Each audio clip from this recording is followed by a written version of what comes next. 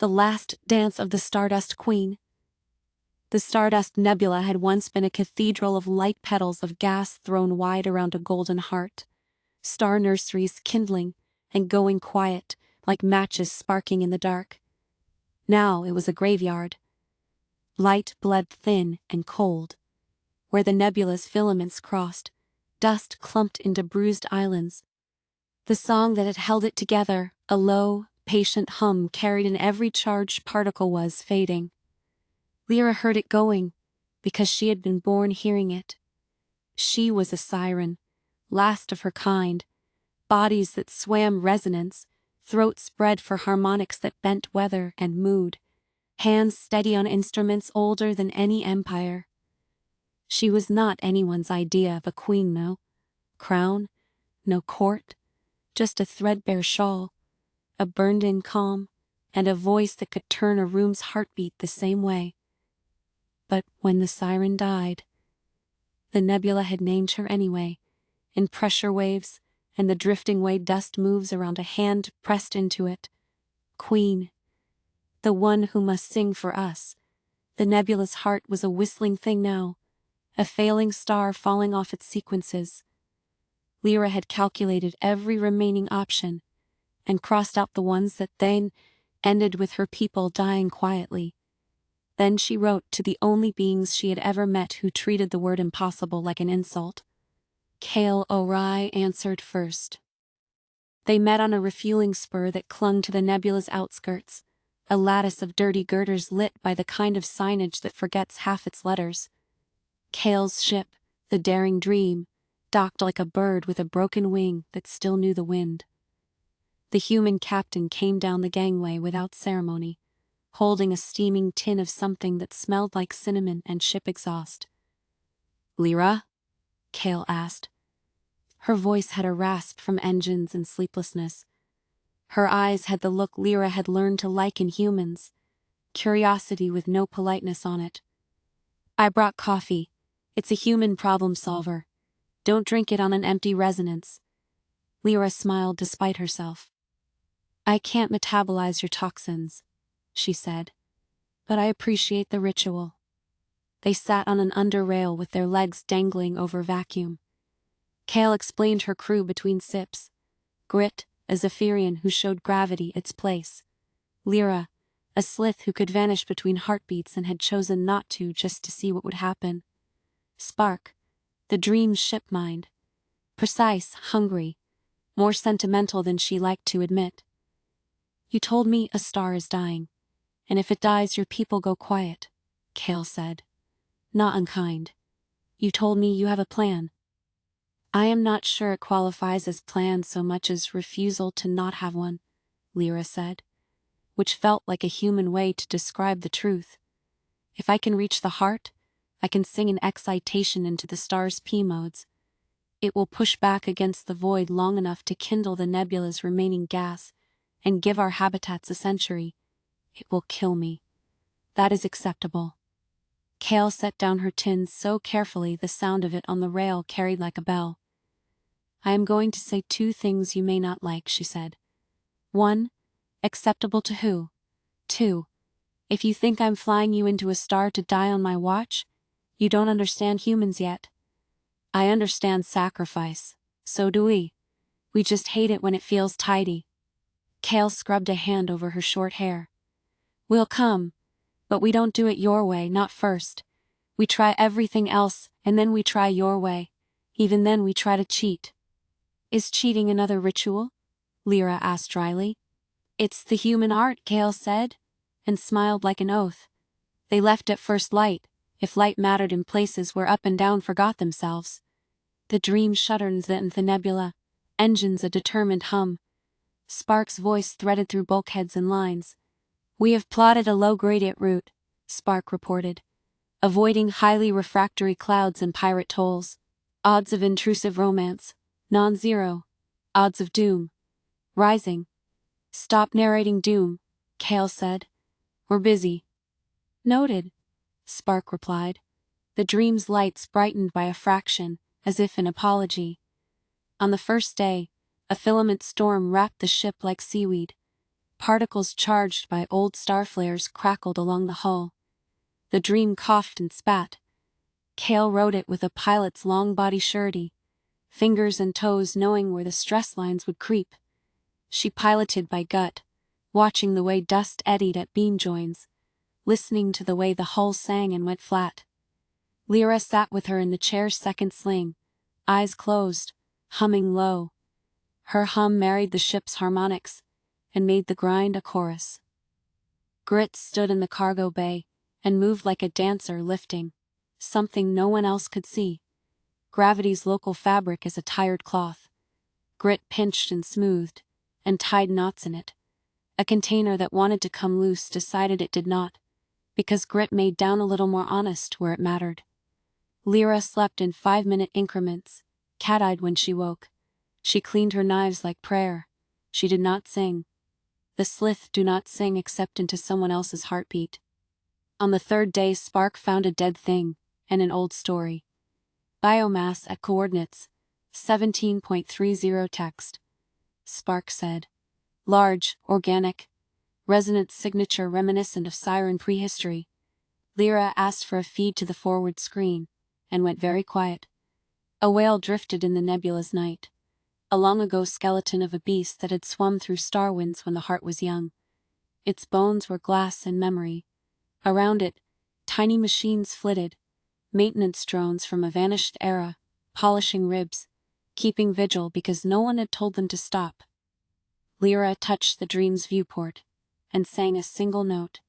The drones turned their little eyes to her, and blinked blue, like old pets recognizing a voice. Kael had the dream go silent a minute. You okay? She asked. My people used to ride those, Lyra said, not looking at her. We wrapped our songs around their paths the way vines wrap branches. We called them roads that breathe. I am, she swallowed, an odd human motion. I am remembering. Kael didn't say I'm sorry. She touched Lyra's wrist with the back of her fingers. Humans touch like punctuation. We'll build you a new road, she said. It won't be pretty. It'll get us there. They were stopped at the edge of the heart, by a wall of ships 1,000 hulls deep. The nebula wardens weren't soldiers in the imperial sense. They were every vessel that had sworn to stand between hunger and whatever it thought it deserved. Their ships wore patch colors from 100 ports. Their guns were legal. Their engines were louder than their laws. A voice came over General Hale without the flanges of translation. It was precise and dry. This is Warden Corps Vector 12. Identify and state intent. Daring dream out of rusted star, Kael answered. We're here to help your heart not go out. Negative, the warden said. Not unkind. The heart is not for helping. Lyra stepped into the pickup. Threadbare shawl, and human coffee smell clinging to her. I'm Lyra, she said. Her voice made the channel rich with overtones. The heart is mine. Silence held like the moment between intake and song. A second voice joined, older and weary. We have heard of you, Siren Queen. Your people's songs move tides of plasma. We have heard you killed 3 storms and taught a comet to dance. We asked to pass, Lyra said. We asked to try. You asked to risk the thing we live under for the sake of a story, the first warden said. We have protocols. The last siren to try what you propose lit a chain flare that burned an arc of systems to ash. Lyra drew herself taller. That siren was not me. She is not alone, Kael added, and put her mouth too close to the pickup. She's got humans. We're very annoying. Somewhere on the Warden Bridge, a laugh escaped. It sounded like it hadn't been allowed out for months. Do humans think humor grants passage? The warden asked. Sometimes, Kael said. When matched with an audacity surcharge. The wardens argued in the way all coalitions do. Numbers and ethics, and how bad it will look if this goes wrong. Finally their lead came back. We will escort you to Kunderhome, the inner ring. You are allowed to try speaking to the heart. You are not permitted to disrupt the core's shielding or adjust containment fields without warden authorization. Understood, Kael said. She added nothing about what she planned to interpret as disruption. Spark pulsed a guilty little light in the engine room, which for her counted as wagging eyebrows. The heart was not a place but a presence. The dying star wore armor, overlapping ring shields, coolant lines like arteries, a lattice of scaffold and prayer built by everyone who had ever loved this light. It should have been ugly. It was beautiful. It glowed like a survivor's smile. It was also very loud. Stars hum. The sun, the human star, sings 5-minute notes no one hears without ears and instruments. This star's song was a low moan, full of tearing. Lyra stepped into a radiation suit that looked like an old bell, and walked onto a platform where no siren had stood in 100 cycles. The platform dipped under her weight like an apology and held. "Before you go," Kael said, hands fidgeting with an unlit match. "We need some redundancy. If your note fails, if you go, what then? I'm not giving this league job to a single throat." Lyra looked at the human who would not let the world be neat. "You cannot sing my song." "I can build you a choir," Kael said. "Spark, show her the mesh." Spark flooded a hollow above the console, a network built out of the warden's shields and tugboats and whatever scaffolds they could link. "If we phase their deflector fields and engine cycles to your harmonics," Spark said, "we can turn the ring into a crude resonator. You won't be alone." Warden Core. "I am transmitting a spec called Last Ditch Remedial Modulation. It is weird. Do not be alarmed." "That looks like a net," one warden said suspiciously. "It is a dance floor," Kael replied. "Don't worry, you're not the first choir we've kidnapped." Grit watched the stars churning surface on the screen and felt his palms itch. "I can keep the platform from shaking apart," he said, almost to himself. "I can bridle down local G on the fly." Lyra rolled her shoulders and flicked a knife through her fingers in a rhythm that mirrored the star's broken beat. "Wardens aren't going to like us messing with their shield phases," she said. "They'll try to lock us out." She smiled, then aloud, "Dangerous. Leave them to me." Lyra met Kael's eyes and saw that stubborn, ridiculous thing humans carry and call hope. "I will try it your way first," she conceded. "If I fall, you will lock the doors behind me." Kael's throat worked.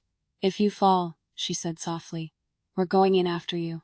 Lyra didn't waste words arguing with that kind of love. She walked out to the platform. The suit thickened the air in her nose. The star rose like a god who had been asked to work the morning shift. Its surface boiled in loops and bright points, and under it ran a rhythm like breath. Lyra took in that sound through her bones. She sang. Her first note was not the great song of old. It was a tuning fork ping, a lay of hand on a skittish animal. The star's P-modes, the pressure waves that ripple through like a body's own, fluttered.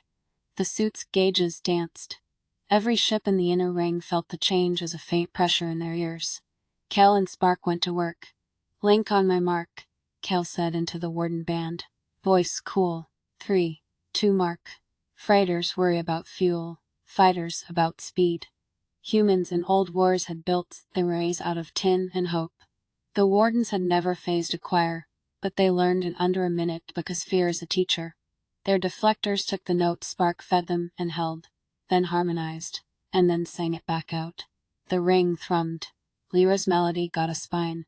Grit stood wide-legged on the platform, and made the stars shove manageable. Gravity is truth. For precious seconds, he lied. He turned the platforms down into a softness that wouldn't jolt Lyra's larynx into raw meat. His scales dulled. His knees shook. He did not move. Lyra ghosted through warden systems, not to break them but to ask favors the machines did not know they could grant. She lied to a lock, telling it a different dawn. She fed a misbehaving motor rebooter a loop of its own heartbeat so it would stop worrying. When a warden captain tried to cut their link, she rerouted his authority to a blank terminal and whispered, "Not yet," into his co-pilot's ear with a smile he felt down his spine. People called her assassin. Mostly she had practice at telling stubborn things to be other things. And this was a day that needed that. Lyra lifted the note. The suit burned her shoulders. The star answered. For a breath, 10 breaths. The dance worked. The heart swelled. The void line that knifed through the nebula bent a little and grumbled, as if someone had closed a door with too much force down a long hallway. The warden's hull shook, but they held. Then the void moved. It had no ship, no mouth. It was a change in the math under matter. It disliked what was happening and adjusted a parameter none of their software had variable for. A shadow fell into the note. A cancellation. Spark saw the interference pattern before anyone felt it and said, very calmly. "We are about to experience destructive interference at Lyra's fundamental." Lyra's voice wavered. The star's surface hiccuped. Down the chain, warden shields began to fall out of phase one by one like teeth slipping loose. The pressure wave that held them safe collapsed inward. "Options," Kael snapped. "Lose Lyra," Spark said, hating the words, "and ride backscatter long enough to give the habitats a few months. Or we add a second source and shift the interference to a lower harmonic the void didn't plan for. But anything big enough to sit in the hole will break." "Ship big enough?" Kael asked. "Yes," Spark said. "Daring dream." Lyra's note was splintering into pain. The suit's radiation alarms keened. Grit's hands were blood in a lattice. Lyra hissed between her teeth, as a warden tech finally bypassed her cheat and started killing links along the ring. "Kael made the human choice you make when the plan is not big enough." "We do it," she said. "Spark, you give me the frequency. Grit, when I take the hit, you take the edge." Lyra, stay charming. "Charming is expensive," Lyra muttered. "I'll invoice." Kael buckled into the dream's chair and loved her in a way that had nothing to do with metal. "You'll hate this," she told the ship. "It's going to hurt." "I am very brave," Spark said, also attached to existing, "but I agree." They nosed the dream out of safe vector and dove toward the star. Everything in every warden's body screamed while watching the human ship do a thing their rulebooks had an icon for: do not. Kael flew with that light touch humans have learned from birds and bees and people who climb without ropes. She breathed, hand on throttle, eyes on the interference band Spark used to paint the sky. The dream took the first slap of wave red in her bones. Bulkheads flexed. Lights went light blue and then shook back into place one by one as Spark rerouted loads. The smell of hot circuits filled the air like a memory of Christmas fires and bad decisions. "Give it to me," Kael said through her teeth. "Come on, you old dancer, give me the beat." Spark fed a counter-chant into the dream's hull. The ship sang. Humans build resonance into things without knowing. Every corridor pitched in, every screw hummed. Kael put the nose where the math said the gap would open and held. The interference split. The void's careful cancellation missed. Lyra felt it like a hand offered into blind water. She grabbed with her whole throat. The second note rose under the first. She stopped singing alone. The ring surged, caught back up, clawed its way into phase. Grit sobbed once, and remembered that he could steal gravity from one place if he gave it back somewhere else. So he yanked from a cold, unfeeling strut, and gave to Lyra's knees. Lyra kicked the last warden captain off the kill switch he had bled to reach, and then bandaged his hand, while she smiled at him in a way that made him stop trying to be tragic. The warden fleet as a whole realized they were not going to die immediately, and started getting very good at the work. The star danced. It was not the old dance. The young heart had thrown loops of fire like children's scarves, and reached them back without burning. This one was a middle-aged dance, knowing and stubborn, hips and spine, a long swell and burst like laughter half-remembered. The nebula's dead dust, lit with a light that had nothing to do with joy, and everything to do with physics. Electrons finding homes, ions admitting they'd been lonely. Lyra called for all of it, and got enough. In the control room, the temperature spiked, then the shape of it changed. Spark whispered numbers Kael did not hear, and Kael did what she was made for. She held steady. The dream took a hit she would remember in her bones for years. The seat straps creaked. Kael smelled herself burning and grinned into the taste of metal. "Don't let go," she said to the screen, as if the star had a hand to hold. "It's almost pretty." It was pretty. It was awful. It was both. The void did not leave. It is not something that flees. It is something that waits and calculates. But did not win that day. Lyra sang until her voice cracked, and the suit's inner lining baked, and her spine felt like a bar of light. She sang into a place humans would call faith, and sirens call muscle memory. At the end, when she thought she could not, she heard a sound through the screen, and realized it was Kael's voice, hoarse and stupidly brave, singing a human song that had words. The words meant nothing to stars. They meant everything to throats. The dance ended like storms do, a long exhale, and a wind you did not order arriving to carry you. Lyra fell. Grit caught her in a field, and made down soft as feathers. Lyra unsealed the suit with hands that could not shake until after. Kael brought the dream out of the pocket she had put it into, with a lurch, and a laugh that had too many teeth. The warden who had argued hardest stood on the far platform looking as if someone had set his doctrine on fire, and he had warmed his hands at it. He did not bow. He did not salute. He put his hand to his chest in the formal sign of gratitude for people he did not expect to meet, and said, "Thank you, Lyra could not reply. She had no voice left. Kael answered for her. "You're welcome," she said. "Because humans use simple words when the big ones would break. Now please, get us a medic who knows how to bandage us on." They stayed 3 days inside the ring. The wardens argued about statutes, and then wrote a new one called the refusal provision. In circumstances where precedent cannot save a star, stupid options are authorized by consensus of captains on site. They did not call it the human clause out loud, but the junior techs did, behind their hands. Lyra slept, and then woke. She had not died. She would not sing like that again. She did not need to. The art had another 100 years. The sirens' small habitats lit their windows, like eyes, opening.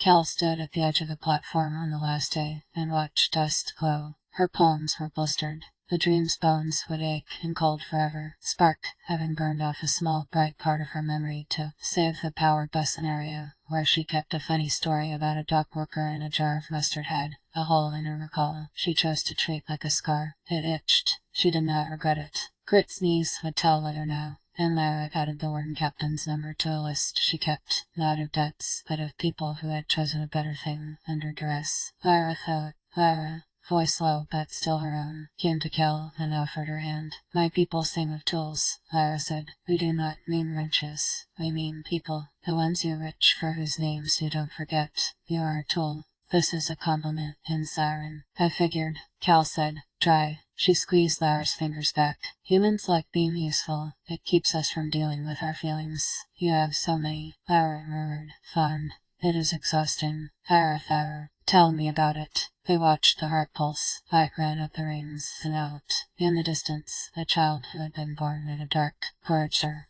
felt a corporal up down shadow of the health helix. That helix. Lyra ran up the rings and out. In the distance, a child who had been born in a dark corridor held up his hands to warm him in the glow. "Was that cheating, what we did?" Lyra asked. "Yes," Kael said without shame. "I refused the premise. Now I am learning that this is what makes humans dangerous and kind." "Both," Kael agreed. "Both. Lyra thought, the wardens opened their line for them, and the dream went through with the weight of stories on her back. In years after, they would come back sometimes, because you revisit the places where you almost died and lived and called them yours. The star would be there, laughing under its breath, counting down in cycles and hope. People told the tale of the last dance with different faces. The siren told it as its own bouts and the back keeping her being and it tries to take it. The wardens told it as a footnote to a new manual. The humans told it around tables with cheap beer and said, "Quiet, grinning." We built a choir out of ships and swore at a star until it did what we wanted.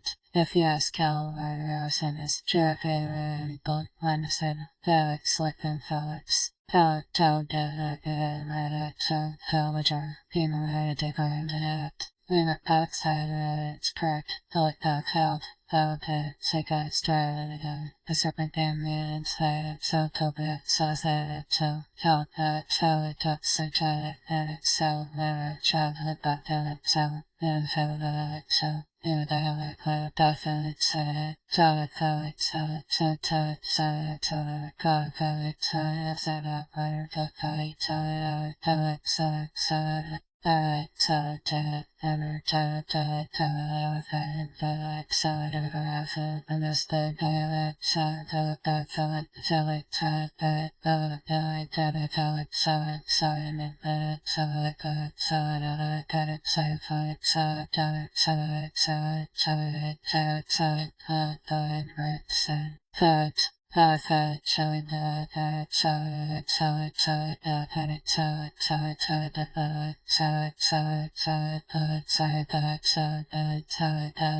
the